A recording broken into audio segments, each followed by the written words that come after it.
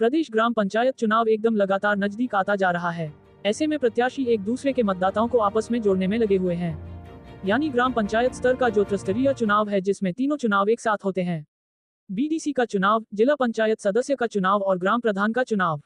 BDC और जिला पंचायत सदस्य के चुनाव में तो थोड़ी चर्चाएं और सरगर्मियां कम रहती हैं, लेकिन ग्राम प्रधान के चुनाव में सबसे बड़ी चर्चा और सबसे बड़ी राजनीति अगर कहा जाए तो प्रधान चुनाव में ही होता है। ऐसे में मतदाताओं को अपनी तरफ लुभाने के लिए, अपने आप से जोड़ने के लिए प्रत्याशी लोग जगह जगह पर सभाएं करना शुरू कर दिए हैं। सुबह शाम घर में से निकलकर लोगों से मिलना शुरू कर दिए हैं। और कुछ ऐसे भी उसमें से लोग हैं जो कौन सी सीट आएगी इसको लेकर के अभी इंतजार कर रहे हैं। तो आज के वीडियो में सीट पे चर्चा होगी। आपके गांव में अगर कभी भी आपकी सीट नहीं है, यानी अगर आप ओबीसी हैं, अगर आप ये सोचते हैं कि हमारे यहाँ कभी ओबीसी आया ही नहीं, तो ओबीसी क्यों नहीं आया, इसको लाने के लिए आपको क्या करना चाहिए, इस पर भी हम बात करेंगे।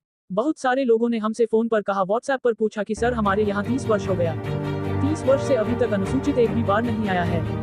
हमेशा ओबीसी नहीं तो सामान्य, ओबीसी नहीं तो सामान्य, और कहीं कहीं ये भी बात आती है सामने की सामान्य सीट बहुत दिन हो गया, अभी तक सामान्य सीट दोबारा रिपीट नहीं हुई।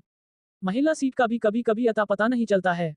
तो यह निर्भर करता है गांव की जनसंख्या के ऊपर। गांव की जनसंख्या में ओबीसी की कितनी जनसंख्या है, एससी की कितनी जनसंख्या है, महिलाओं का उसमें क्या रेशियो है और जनरल का क्या रेशियो है। तो रेशियो मिला जुला के चक्रोक्रम चलाया जाता है, और उस चक्रोक्रम में जिस भी कैटेगरी की बारी आती है उस कैटेगरी की सीट आई जाती है। और दूसरी बात, कभी कभी राज्य सरकार अपने हिसाब से अधिकारियों की नियुक्ति करती है। अपने हिसाब से चक्रोक्रम करने के लिए कुछ सामान्य फेरबदल करती है आरक्षण के नियमों में, या उसके चक्रानुक्रम को जो आधार वर्ष माना जाता है उसको, तो कभी कभी यह भी आपको देखने को मिलेगा। खैर, टोटल घुमा फिरा के बातें नहीं करना है। आज की वीडियो में आपको ये पता चलेगा कि इस बार पिछड़ी, सामान्य, अनुसूचित, महिला, इनमें से या अनुसूचित जनजाति में से सबसे ज्यादा सीटें पूरे प्रदेश में कौन सी आने वाली है। तो इसका जवाब है कि सबसे ज्यादा अगर कोई सीट आएगी पूरे राज्य में तो वह सामान्य सीट आएगी। सबसे ज्यादा कोई सीट अगर आएगी पूरे राज्य में तो वह सामान्य सीट आएगी। इस बात को मैं पहले ही बता दे रहा हूं, और अपने कई सारे वीडियो में मैंने इस बात को पहले बता भी दिया है।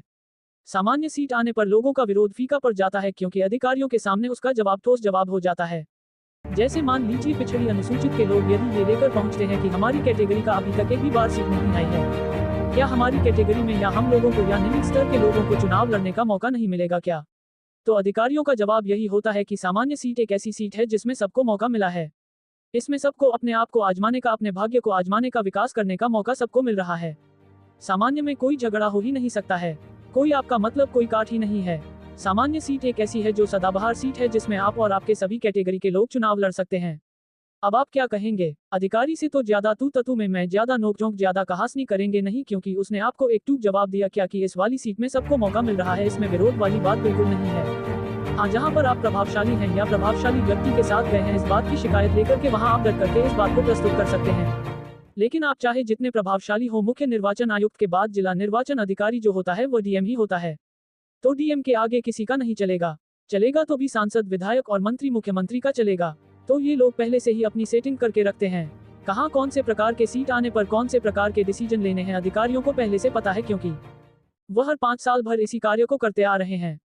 उनका अनुभव है। तो कुल मिला जुला करके जो तैयारियां सरकार की तरफ से हो रही हैं सीट को लेकर के, देखिए, मैंने जो बातें अंतिम में होती हैं, मैंने उस बात को पहले ही बता दिया कि आप अगर ये सोच रहे हैं कि हमारे वहाँ सामान्य था तो इस बार पिछड़ी का नंबर है, पिछड़ी था तो अनुसूचित का नंबर है, अनुसूचित था तो सामान्य का है या तो महिला का है, तो आपका गणित कहीं कहीं फेल भी हो सकता है।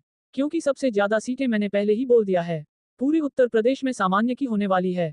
तो सामान्य की सीट में सबको मौका मिलना है, और कहीं कहीं या कुछ जगहों पर आंशिक रूप से अनुसूचित या अनुसूचित जनजाति या महिलाओं का हो सकता है, लेकिन ज्यादातर सामान्य में ही, या कभी कभी ऐसा प्लेन महिला सीट आ जाएगी।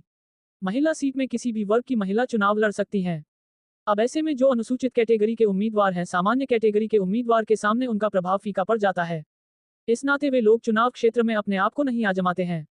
अब हम बात करते हैं आरक्षण की रूपरेखा को तय करने के लिए सरकार ने एक आयोग बनाने की सिफारिश किया, पिछड़ा वर्ग आयोग। पिछड़ा वर्ग आयोग के लिए बहुत बार अखबारों में आई बातें, मैंने अखबारों के माध्यम से आपको बताया भी था अपने वीडियो के माध्यम से कि पिछड़ा आयोग वर्ग का गठन होगा और उस आयोग के अंतर्गत 1 साल के लिए सबकी नियुक्ति होगी।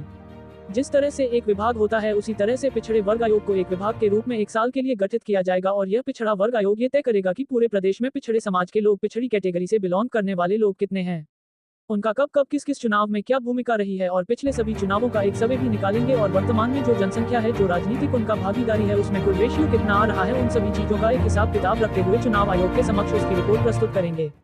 उस हिसाब से उनको आरक्षण मिलेगा। लेकिन उसी वक्त मतलब कहने का ये है उसी वक्त लगभग 2.5-3 महीने पहले ही इस बातों की चर्चा अखबारों में 2-4 दिनों तक लगातार आई थी। उसके बाद यह आयोग बना कि नहीं बना, अगर बना है तो सक्रिय है कि निष्क्रिय है कि बस कहने के लिए बना है, अभी तक इसकी कोई रिपोर्ट नहीं आई। लेकिन एक रिपोर्ट तो आ रही है कि मतदाता सूची का पुनरीक्षण हो रहा है। अब नए नाम नहीं जोड़े जा रहे हैं, अब सिर्फ संशोधन चल रहा है। नए नाम जोड़ने की प्रक्रिया बंद हो गई है, कहने के लिए बंद हो गई है। लेकिन कुछ लोगों का कहना है कि अभी नए नाम साइट से जोड़े जा रहे हैं, अलग अलग अधिकारियों के माध्यम से जोड़े जा रहे हैं। बीएलओ के माध्यम से नहीं जुड़ रहा है, लेकिन ब्लॉक स्तर पर जाकर के जोड़ा जा रहा है। एसडीएम के वहां पहुंच करके जोड़ा जा रहा है, तहसील में पहुंचा करके जोड़ा जा रहा है। तो वोटर लिस्ट का काम तो चुनाव के नजदीक आने तक चलता रहे।